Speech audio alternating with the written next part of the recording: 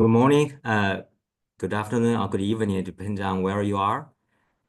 Greeting from Berlin, and my colleague Danielle from Palo Alto.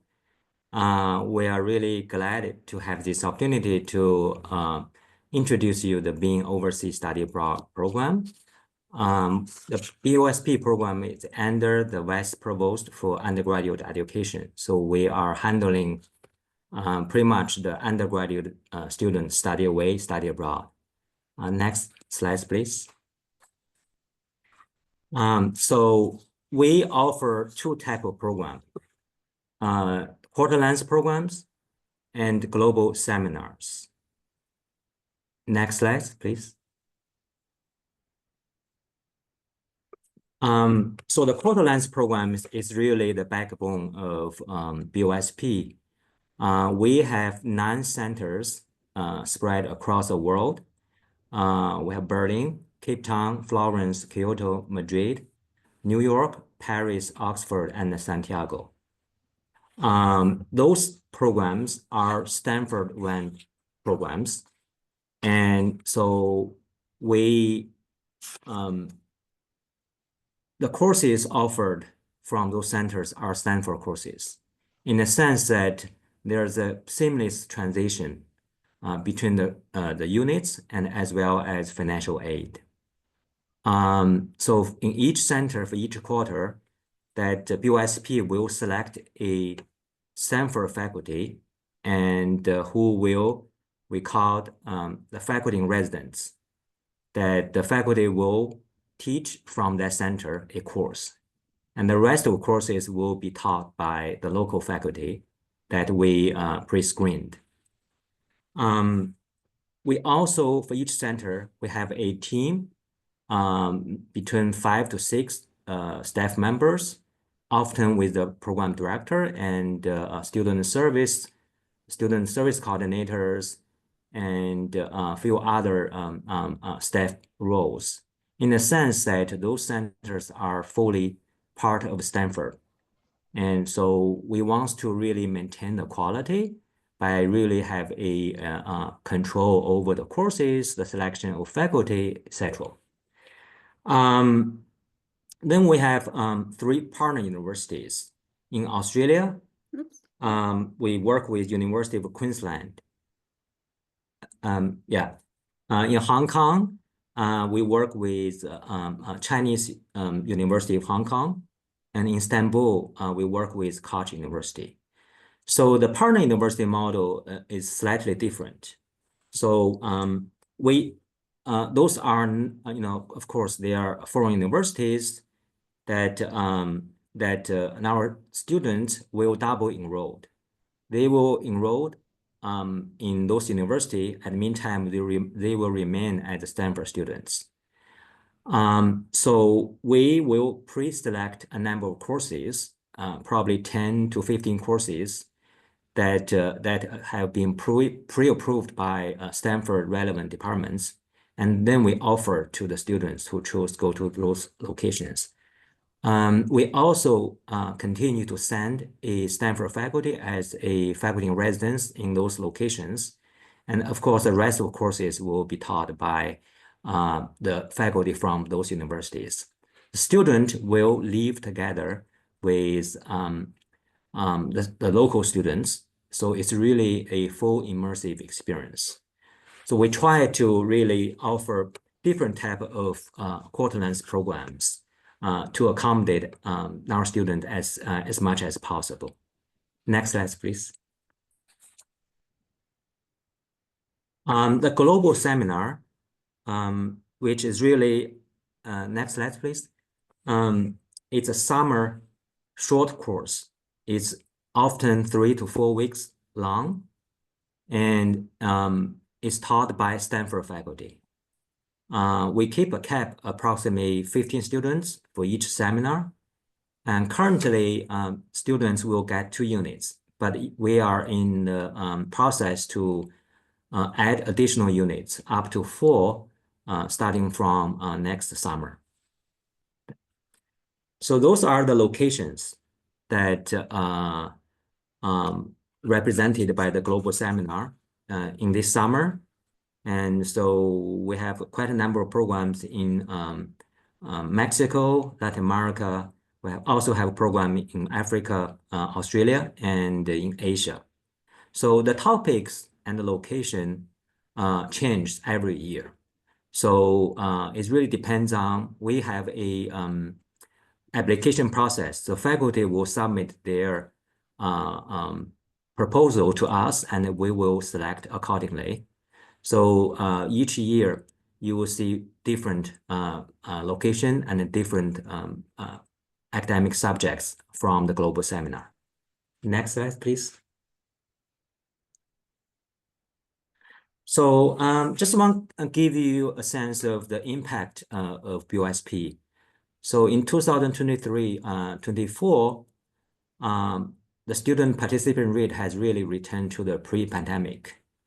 It's actually all-time high for quarter-length program enrollment, and the second highest if you include all the students, both for the quarter-length program and the global seminar programs. We have total 967 undergrad students study away. So 369 for the autumn quarter, 205 for winter, 280 for spring, and 113 for the summer global seminar programs. And we also partner with Freeman Spogli Institute for International Studies and opened the program in Beijing. And so the program has been quite successful and well subscribed. Next slide, please. This is just a enrollment picture. As you see that really the program was stopped during the COVID. And so 2015-16, that is really now a record high in terms of total enrollment. But we quickly returned to the pre-pandemic level. So next slide, please. In terms of the by class standing, we don't accept freshmen. So majority of the students who in BOSP programs are juniors and seniors. We do have a certain percentage of sophomore students. For sophomore students to participate in the program, they really have to plan their study abroad very early, probably the second quarter or the third quarter of their first year. Next slide, please. This is just some additional demographic between the BOSP and the total undergraduate population. As you can see that for BOSP, we have a much higher percentage of female students. In terms of the first generation students, we are about we quite close to the university average. The student athletes, that's the area that we have a really very low representation for BOSP. So about 10% of the undergrad students are student athletes, but less than 1% join study abroad due to their very tight training schedules, and they have to compete, they have to travel, so it's quite difficult. But we are working with the athletic department, try to figure out what viable ways to see if we can increase the representation. International students are slightly underrepresented, but that's not a surprise, because for them, Palo Alto is already a study abroad, so they probably have a less incentive going abroad. Next, please. So talking about the priorities for this year, we want to consolidate the programs to ensure the full enrollment across all BOSP centers. So among the 9 centers and 3 partner schools, we have uneven enrollment. So some centers are heavily oversubscribed. Some centers see there's still plenty of space.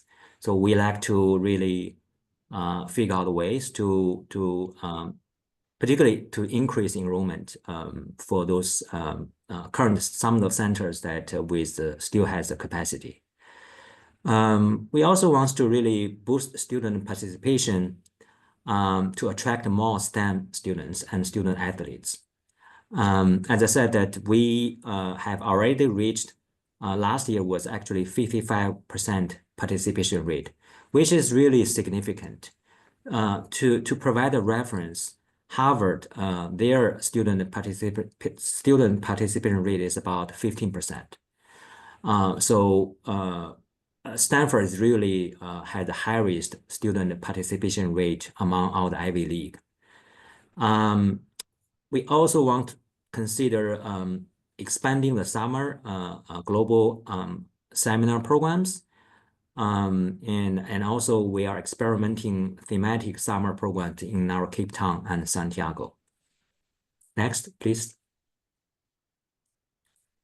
In terms of the future direction, the broader directions, we definitely want to further enhance and increase on the student participation, maybe from 50 to go even a little bit higher. We are also looking for diverse models beyond the existing model. The current model that we are running is very expensive. So we have to really have this, hire on-ground staff members. Sometimes we own the building, sometimes we have to rent a building. There's a lot of cost associated with it. So instead, compare with those partner university model that offer us agility, and so we are considering maybe further expansion along the partnership university model. We are also looking at our global footprint. So currently, 5 out of 9 centers are in the European continent. And so we are really looking at how can we increase the representation in non-European locations in Asia, Africa, Latin America, and within the university, we want to promote curriculum integration by really create a BOSP pathway in academic programs. This way, we can facilitate and also make students selection easier. So by building in a BOSP pathway in their 4-year academic progression. We are also working closely with academic departments, the Door School and Language Center and others to really further enhance academic connection, get the buy-in from the faculty. And so lastly, we might, right now, this is probably a little bit stretch from our capacity, is to look for some graduate and postdoctoral fellowships in the BOSP programs. Next slide, please.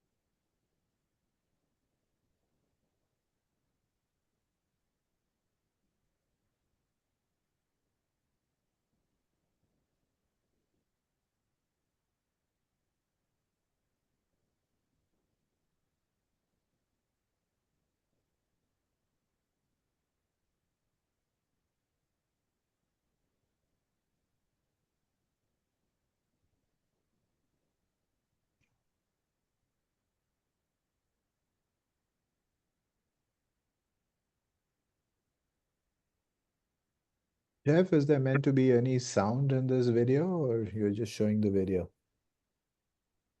There's a sound. We can't hear any sound. Oh,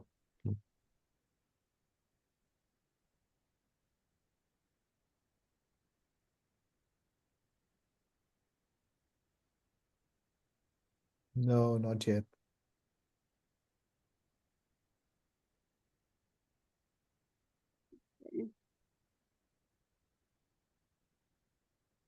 Let us know.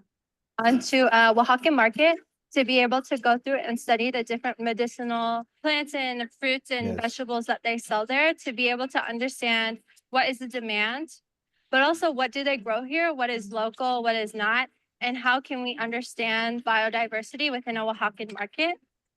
I do appreciate hands-on experience a lot because it is hard for me to like understand theories and understand like everything just on paper. My favorite moment was when we were at the house and we were learning about the alebrijes and like family businesses, and it was all connected to like the passing on of experience, knowledge, and information, tradition, like everything. Today we have a beautiful ceremony where we have the plantation of our first copal. Copal is the main tree used here for alebrijes, which is like an artistic art that they share. And it was beautiful to see all the ceremony and how important was the value and the feelings of each people involved in this planting for wishing the well-being and the growth of this copal tree. So it was a very beautiful interaction between all of us with the community. Many landscapes around the planet are dominated by man-made systems, urban areas, agricultural fields, grasslands for cattle ranching and things like that, which have pushed diversity from their sites of origin. Deforestation, fragmentation, degradation of the habitats is the major driver of biological loss. By losing biological diversity, we're also losing the culture. We're losing the languages. We're losing their visions, cosmovisions, their traditions. Stanford was able to continue my financial aid to do this program. And that was also a big influence to my decision. And I think it's really important for us students who come from these experiences to be able to have opportunities to engage in different communications with other majors, but also in different countries that really are very valuable for our experiences. I knew that I wanted something that would center traditional ecological knowledge. And since I study Earth systems, I knew that this would be perfect for me. The Being Overseas Studies program provides opportunities for Stanford undergraduate students to discover a global education. We facilitate transformative educational experiences that inspire undergraduate students to embrace new challenges in complex global settings. Students have the opportunity to study away in one of our quarter-length programs throughout the academic year, or can choose to participate in our short-term faculty-led global seminars like this amazing experience in Oaxaca. I saw this as a valuable opportunity for me to learn more about indigenous communities, to learn how to enter into conversations with them, how to work with them, and to also learn to value all the knowledge that they can share with all of us.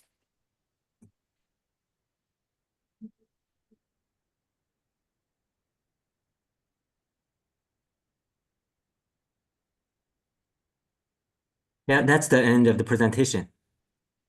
Okay, thank you, Jeff. And so, question, let us say a student wanted to take advantage of this program. How do they go about deciding what is the right center for them to go?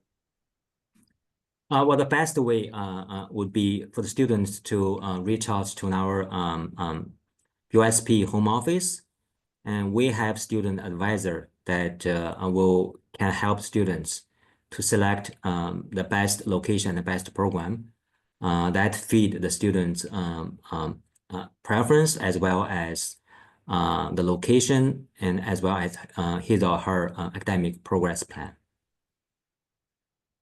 So the advisors are able to talk to the student and help them decide. Yes. Is that how it works? Okay. Yeah. And question about expansion into India. A lot is going on there, economic growth, innovation. It wasn't on any of your slides. Is there any plan to have a center in India? So let me say this, that BOSP started in 1956, 57. and first in Germany, and we grow now to today 9 centers across the world. And if you look at the past close 80 years history, the center come and goes. So as we are looking at the existing BOSP center portfolio, clearly there's a heavy gravitation towards the European continent. There are 5 centers over there. And so we definitely want to encourage students to consider non-European destinations. India is definitely a high priority for us to look at.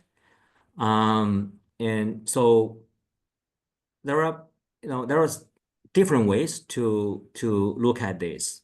One way is our traditional model, the quarter length programs, which really means that we are going to go there and to get the building, hire the local staff, and run the program.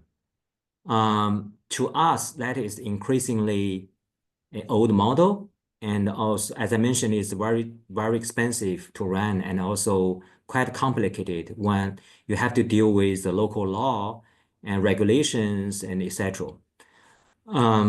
So another way we can look at it would be partner with a India university, or we can pivot and prioritize global seminar that has a study location in India.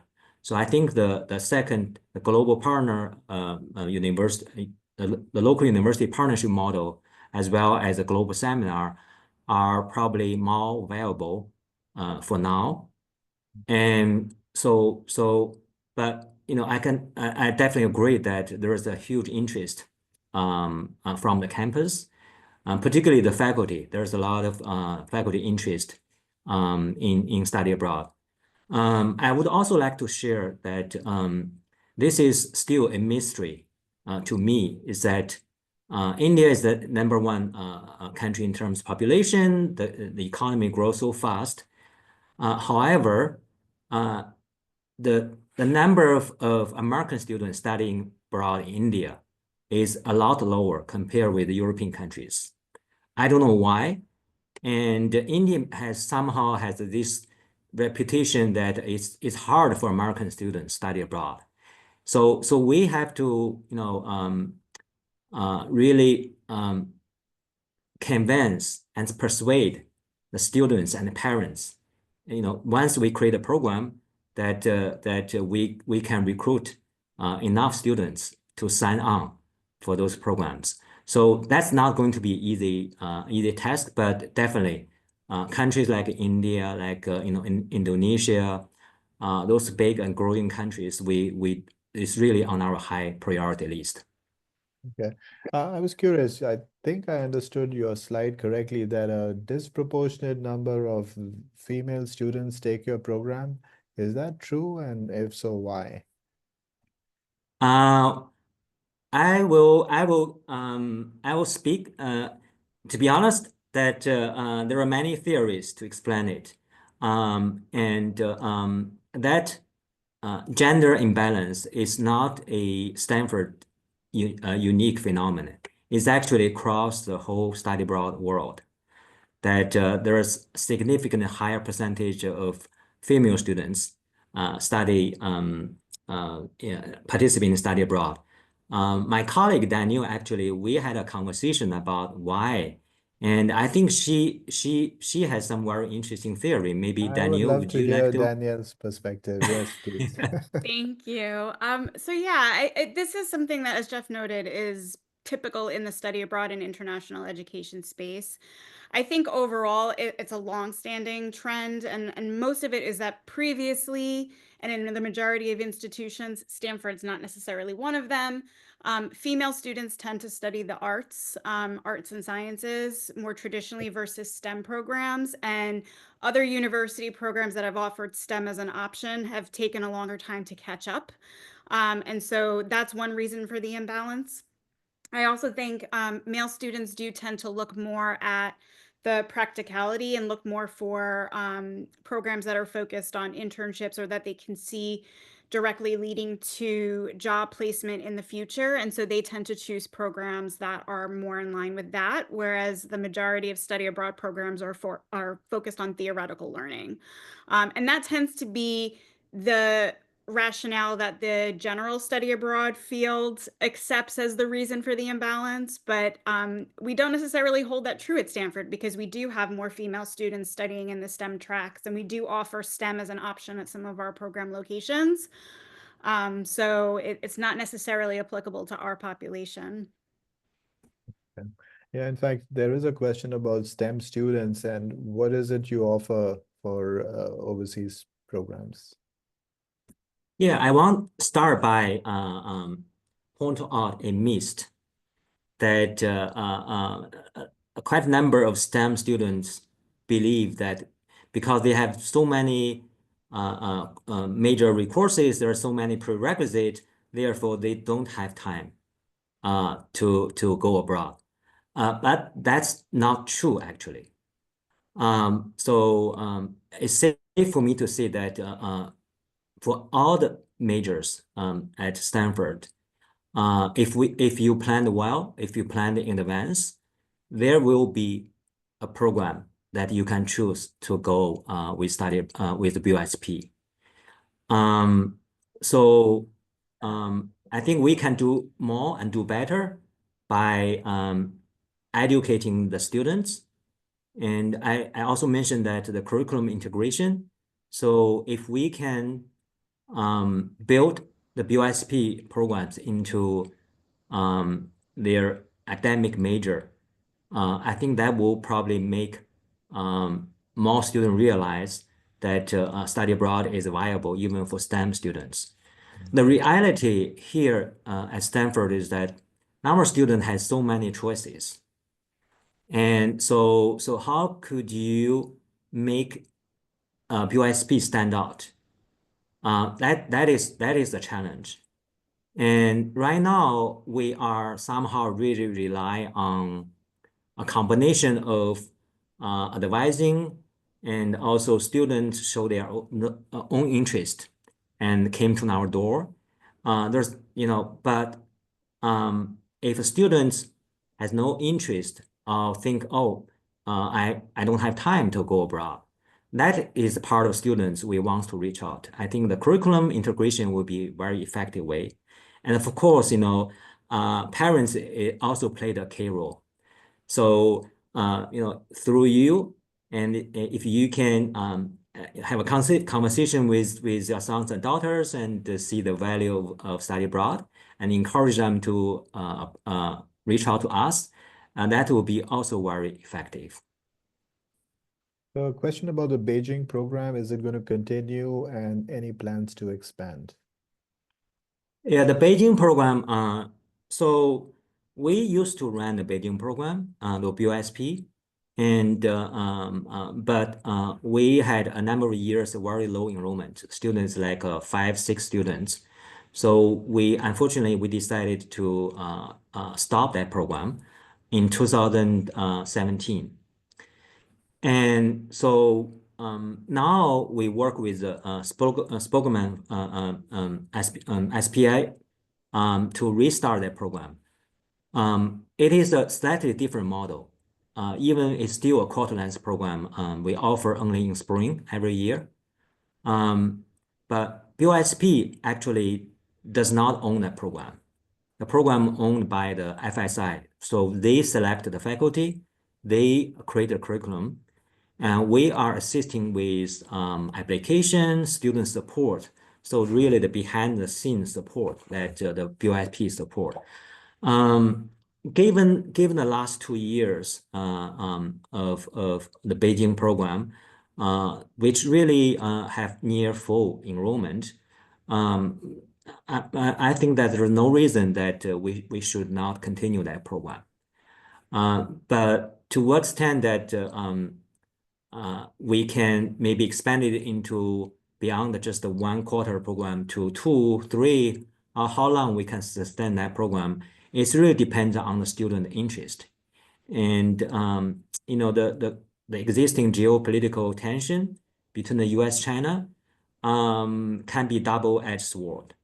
So it might dissuade a certain percentage of students going to China. So yeah, it's hard for us to predict, but from the existing enrollment for the last cohort, I see the program is pretty healthy and will be continued. Okay. And can a student apply for more than one center? Right now, Okay. no. The student can only They apply have for to one choose. location. Right. Yeah. And which of the locations or one or two locations with the maximum number of applications? It shifts. So it's really hard to predict student preference. For centers that it's easy to see the fluctuation.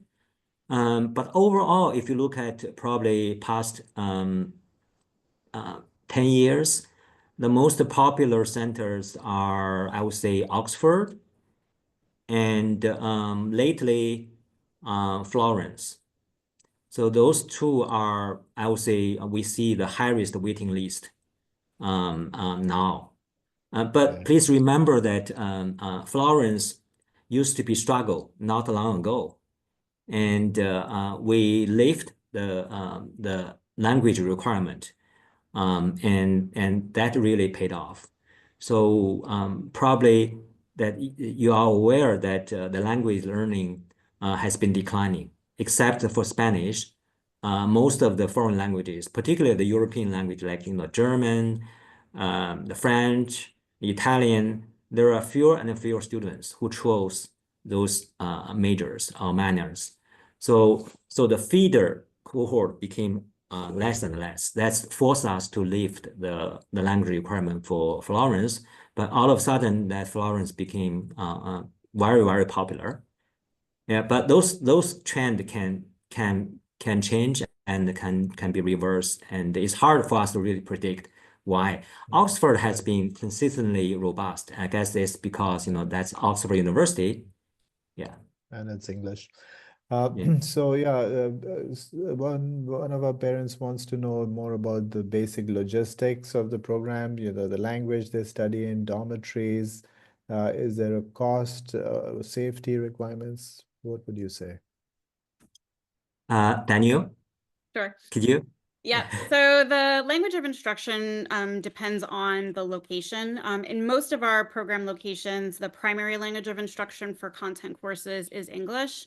So some of our programs, for example, in Santiago and in Madrid, are taught in Spanish. Madrid in particular is a Spanish immersion program. So we do require that students speak Spanish all around the center in their homestay and in all of their classes.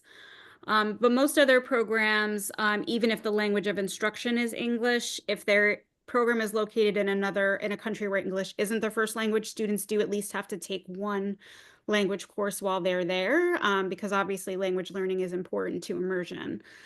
As far as housing, that also is dependent on location. We have a mix of programs. Some programs offer housing in host families. Some programs offer housing in student residences, which are essentially either single study bedrooms that share, common facilities like kitchens, etc.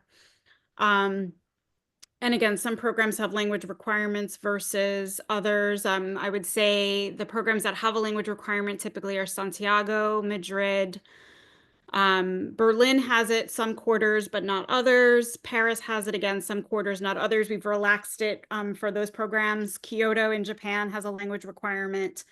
And then the other locations don't have a language requirement for admission, but sometimes they require a language class while they're on site.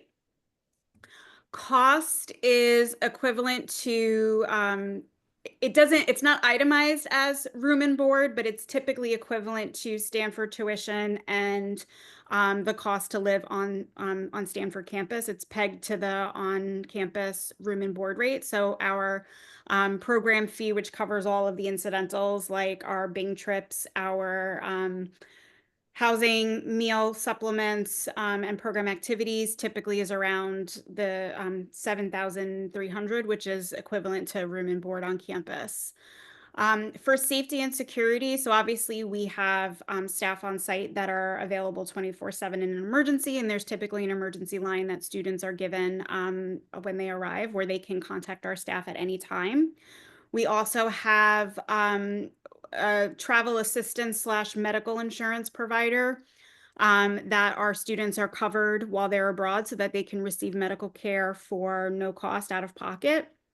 And they also can receive medical advice and safety advice by calling basically our service number. But as far as like protocols for how we assess safety threats on site, we work closely with the University Office of Risk Management. And we have a dedicated risk manager who helps us. Basically, we look through our security reports pretty regularly.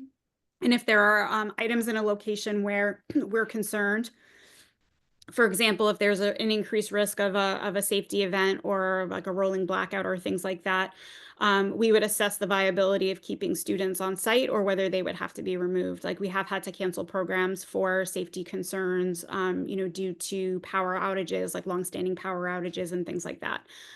So those protocols are reviewed pretty regularly with the campus resources and the central campus offices. And we do have, for example, protocols on site in some of our locations where we make recommendations for students, like don't go to these neighborhoods, stay in these neighborhoods because they're safer, travel in groups, travel by cab.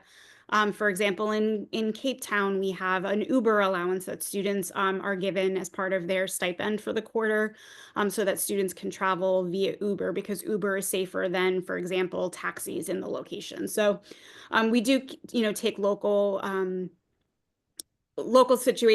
situation into account when we're designing the program and designing the support services that are available to students. Yeah, thank you, Danielle. What are the acceptance rates for the most popular locations for the fall quarter? Let's say Oxford. I can take that one too if you want. So for our popular programs for Oxford, it's about, I would say, a 50% acceptance rate. We typically get double the applications for the number of spaces we have.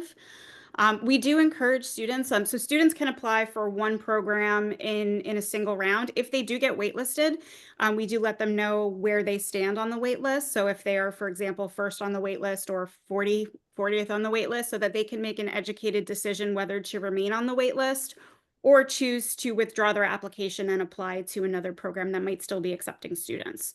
So we do let students know that where they stand so that they can make an educated choice about next steps. And many of our students do tend to reapply in other quarters and do eventually get accepted.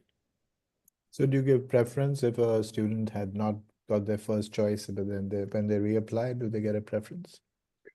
When they reapply, it's not that they get a preference. I would say that typically when students are reapplying, they're applying after they've had more time under their belt, which we do tend to give a preferential.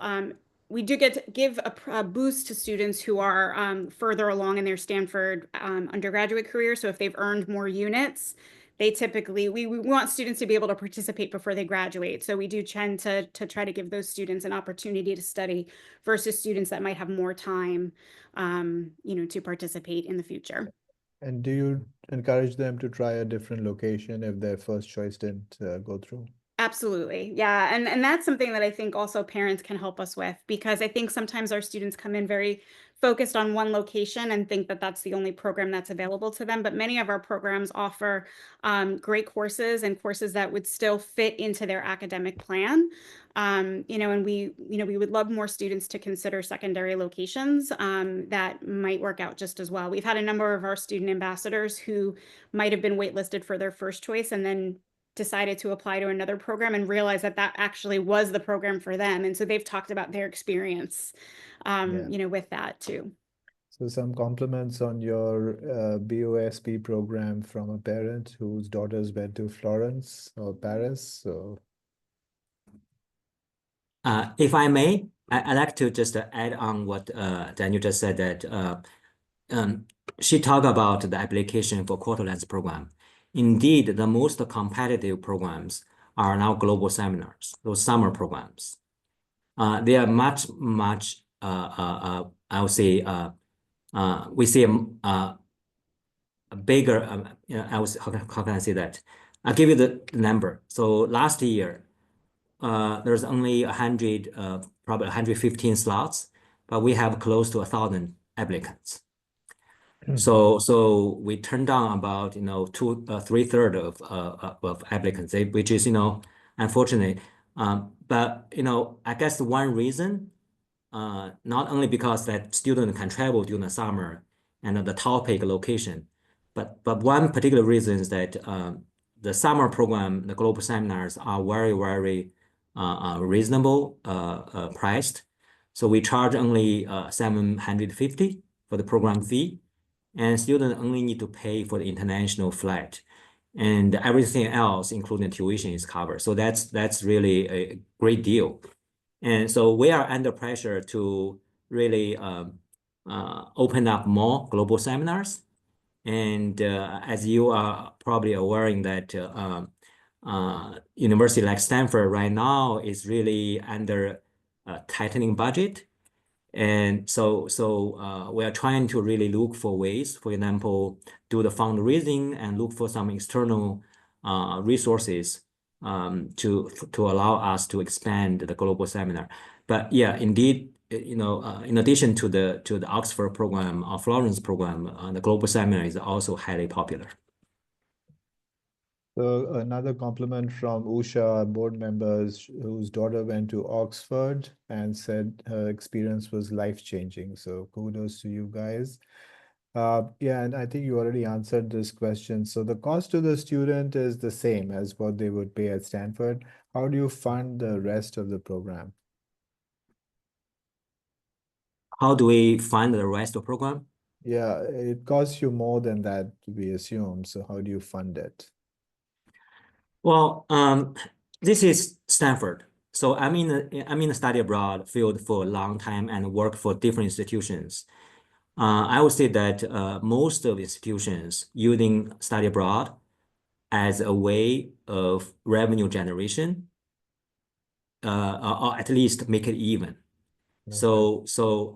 But here at Stanford, I think we are fortunate enough that we paid the priority to student experience.